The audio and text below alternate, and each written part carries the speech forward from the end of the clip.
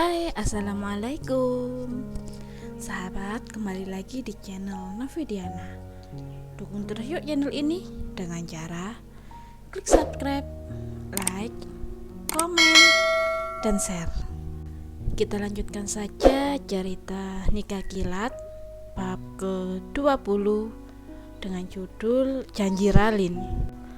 Hari Jumat terlewati, tapi Ralin dan Ethan masih berada di Surabaya. Di kamar hotel, Ralin menatap Ethan yang sedang berkutat dengan laptopnya. Janjinya untuk mengantar Ralin ke Malang terpaksa harus diingkari karena Ethan tidak bisa meninggalkan kliennya yang datang dari Jepang. Ralin juga terpaksa harus menerimanya, walaupun dengan wajah cemberut, karena ia juga tidak mau ke Malang sendiri. Hampir seminggu ini, setiap pagi Ralin menghabiskan waktu di kamar hotel saja, mempersiapkan bahan skripsinya.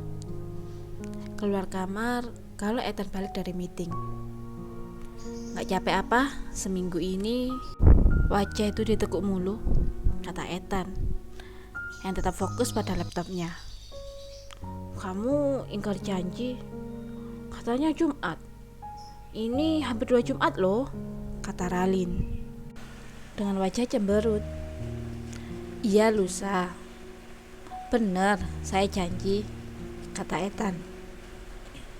Gak usah janji, kalau akhirnya harus diingkari. Itu sudah cukup mengecewakan. Ralin segera berbaring dan menutup badannya dengan selimut. Ethan menyadari Ralin sedang marah, hanya geleng-geleng kepala. Melihat sikap Ralin yang seperti ini membuatnya sedikit gemas. Terkadang sifat kekanakan dan manja muncul, kadang juga sikap keras kepalanya. Ethan tersenyum. Tidak disangkanya ia sedang merasakan rasa yang pernah ia rasakan dulu, dan tidak menyangka juga bisa secepat ini. Gadis yang ia temui saat mengejar ODGJ dan kini menjadi istrinya. Ternyata nikah kilat tidak seburuk yang aku bayangkan. Tidak kenal atau tahu siapa dia, itu lebih dari tantangan tersendiri. Aku harus mencari jawaban atas teka-teki yang ada padanya, kemam Ethan. Ethan menyelesaikan pekerjaannya dan segera menyusul Ralin yang sudah tertidur dalam balutan selimut. Ia mengecup kening Ralin dan ikut berbaring di samping Ralin. Ralin seperti biasa menunggu Ethan balik dari meeting di kamar hotel. Kali ini ia tidak sebosan biasanya. Sengaja Ethan meninggalkan tabnya untuk Ralin. Ia menoleh ke arah jam. Jam makan siang hampir lewat. Biasanya Ethan ke kamar, tapi ini hampir jam 2, Ethan belum juga kembali. Perutnya sudah lapar. Ia meneruskan permainan sampai ketukan pintu membuat konsentrasinya buyar. Siapa sih? Ganggu aja, kata Ralin sambil beranjak untuk membuka pintu. Lama bener bukanya, kata pertama yang Ralin dengar saat pintu terbuka. Kenapa juga gak langsung masuk? Sedikit kesal dengan Ethan seperti memarahinya. Kuncinya ketinggalan. Sudah makan? Tanya Ethan. Pasti belum. Kalau sudah main lupa makan, kata Ethan. Gimana mau makan? Kan biasanya kamu yang membawakan makanannya. Aku nunggu kamu. Dan aku sekarang lapar, kata Ralin dengan wajah memelas. Tapi setelah itu Ralin fokus lagi dengan permainannya. Ethan segera memesan makanan dan melihat apa yang dimainkan oleh Ralin. Gak bosan ya main itu dari seminggu lalu, kata Ethan melihat Ralin yang memainkan permainan tombol-tombol piano berjalan. Tidaklah, ini mengobati luka hatiku karena keingkaran janjimu, kata Ralin. Makan dulu, bentar lagi makanan datang, kata Ethan. Sudahlah, ayo, Kasihan itu mata, kata Ethan. Ikut menekan layar tab hingga permainan usai. Ya, mati kan? Ih, kamu ganggu aja, kurutur Ralin. Mau turun sendiri atau aku gendong? Tanya Ethan. Nantilah, makanan kan juga belum datang, kata Ralin, masih berkutat dengan tab. Astaga, hei, teriak Ralin saat tabnya jatuh karena kaget. Tubuhnya melayang karena Ethan mengangkatnya. Makanan sudah datang. Ethan menemani Ralin makan sambil tersenyum karena Ralin makan dengan wajah cemberut. Ah, pintarnya istriku. Sepiring lontong balap dan seporsi bakso. Habis meskipun dengan bibir bebek, kata Ethan sambil mengusap rambut Ralin.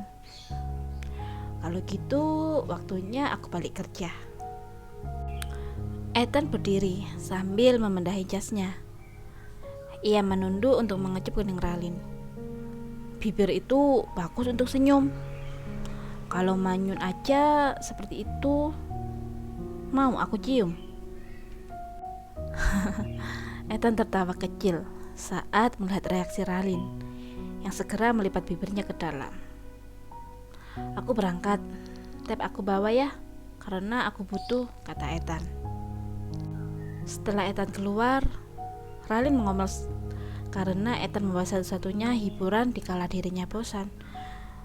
Dasar suami nyebelin. Ethan tertawa kecil saat melihat tab yang sengaja ia bawa dengan alasan butuh untuk kerjaan, tapi nyatanya tabnya tidak ia gunakan. Fadil yang melihat Ethan sumringah membuatnya mengerutkan kening.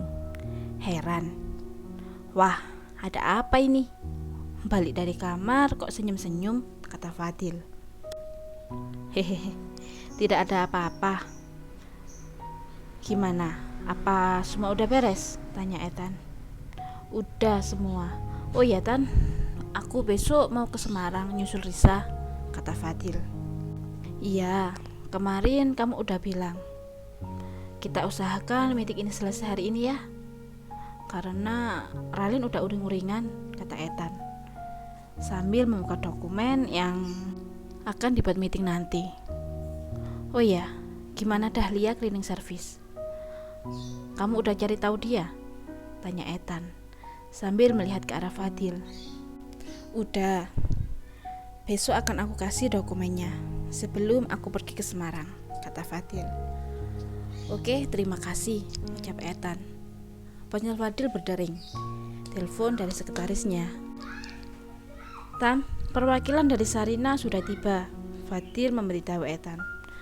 Ayo kita ke sana, ajak Ethan. Beranjak ke ruang meeting.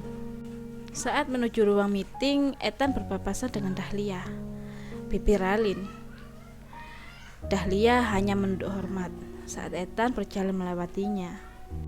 Ralin nampak kebosanan setelah sehari penuh berada di kamar hotel.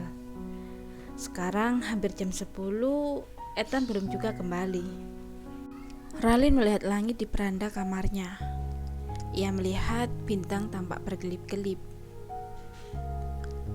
Apa yang aku rasakan hampir 1 bulan pernikahan ini?